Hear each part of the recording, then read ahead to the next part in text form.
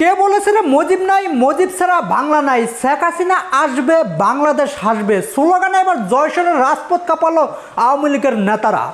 সাথে আওয়ামী লীগের নেতারা শেখ হাসিনার গোপন তথ্য ফাঁস করলো। আওয়ামী লীগের নেতাদের দাবি এই মাসের মধ্যেই শেখ হাসিনা বাংলাদেশে আসবে, সাথে পুরো বাংলাদেশ হাসবে। আমরা একটি গ্লোবাল ভিলেজে রয়েছি, বিচ্ছিন্ন থাকার কোনো সুযোগ নেই। আজকে শুধু এই দেশের মানুষ নয়, এই উপমহাদেশ আজকে হুমকির মধ্যে পড়েছে এই জঙ্গি ইউনিটের কারণে।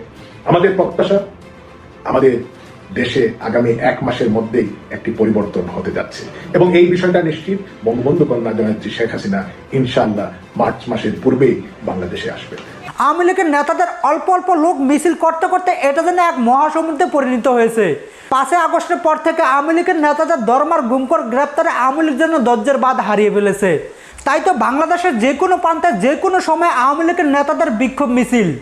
অনেকে বলছে এরা রাত জেগে স্বপ্ন দেখছে, শেখ হাসিনা বাংলাদেশে আসবে এটা স্বপ্ন ছাড়া কোনো কিছুই নয়। কিন্তু মিছিলে আসা আওয়ামী লীগের নেতাদের দাবি শেখ হাসিনা বাংলাদেশে আসবে।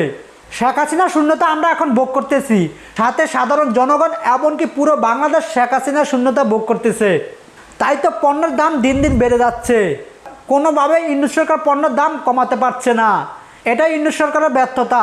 তবে আওয়ামী লীগ সরকার ক্ষমতা থাকলে পণ্যের দাম একদম কম থাকতো, সব পণ্য পানির দামে পাওয়া যেত। প্রিয় দর্শক, আপনার মতামত কি? আসলে কি শেখ হাসিনা এই জানুয়ারি মাসে বাংলাদেশে আসবে? বাংলাদেশে এসে কি তার ক্ষমতা সে আবারও ফিরে নিবে, নাকি বাংলাদেশ এয়ারপোর্ট ঢোকার সাথে সাথে তাকে জেলে ভরে দিবে?